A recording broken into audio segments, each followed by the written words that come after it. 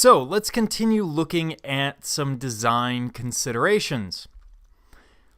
Let's talk about space. Architecture by its nature has to take into account space. In this case, we're dealing with the interior space. What is the structure going to be used for? So let's use as an example sports arenas, where the primary issue that you have to deal with is going to be spectator view. And there are a lot of bad structures out there. If you remember the old County Stadium in Milwaukee before Miller Park, there were a lot of bad seats where you were sitting behind a girder, or in Indianapolis at the Colts Stadium right now. You have the same issue.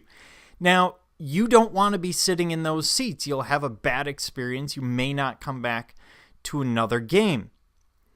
Whereas frequently what we will see in more modern stadiums is something like this. Now, this stadium is full of players that tend to choke in major playoff games, but it does have really good spectator views. And there are other things you have to take into account. For example, you need to think of the basics, such as restrooms and concessions. People don't want to wait in line to use a restroom, nor do they want to wait in a very long line for a beer. So you have to work out how many concession stands you need, what kind of things are they going to have, how many specialty stands might you have. All of this has to be taken into account, and these standards change over time. For example, prior to the 1980s, there was no such thing as the ADA, the Americans with Disabilities Act. However, today, this becomes a major issue when building these structures. Now, we also have to deal with climate. And this is the climate of the area that my structure is being built. So the architect has to have an understanding of the weather. And in this age of high energy costs, they have to do everything they can to try and save the homeowner or the business owner money. This could be insulation in parts of the world. This could be geothermal heating or window placement. Or the piece that you're seeing here, these are common in parts of New Mexico. These are called mothership homes, which are supposed to be completely self-supporting without any real energy input, no real need to heat or cool, etc. But we need to take this to a more practical level than these mothership homes. Let's consider Florida versus Wisconsin.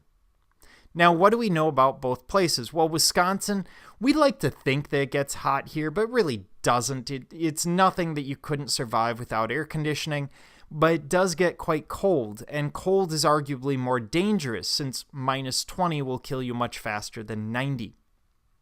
And then there's Florida. Florida is like the basement of the United States. It's damp, there's lots of bugs.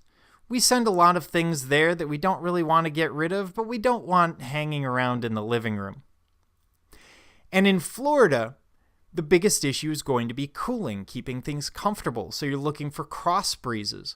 In Wisconsin, we want small homes with energy efficient furnaces. In Florida, you can get away with a little electric, basically a space heater mounted into a wall, as long as you have a good breeze and good air conditioning for the summer. So we have totally different ideas. You wouldn't want a big porch and pool in Wisconsin. They're more of a liability. It's 3 or 4 months you can use it, whereas in Florida that becomes important, but I can use different materials in the driveway because I don't have to plow it or shovel it. Then we have color. Now, color gives a certain feeling to a place or to a building. And that color can have a massive impact. For example, the old McDonald's, before we've seen this newest renovation over the last 5 or 10 years, McDonald's used to be completely decorated in red, white, and yellow. The idea was it would make you somewhat uncomfortable. You would stay there to eat your meal and get out. And that was basically their idea. Whereas today they've gone to more of these brown and green tones, more inviting colors that are supposed to make them feel like they're competition for Panera's. But they're not, because they're McDonald's. Missing the entire larger point, but still. Color can have an impact on our mood. If you're in a room that's colored yellow, you might be more cheerful. If you're in a room that's colored in blue or green, it will be calming for you.